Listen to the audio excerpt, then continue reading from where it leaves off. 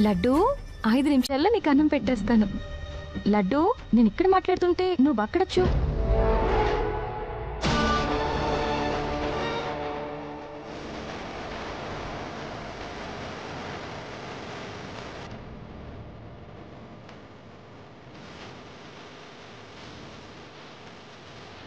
Hello Lakshmi darling, నేను జగదీష్ని.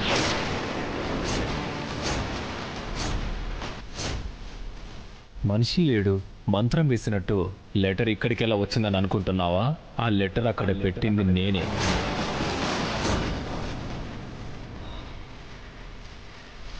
ఇందాక gas delivery చేయడానికి వచ్చింది ఎవరో కాదు, నేనే.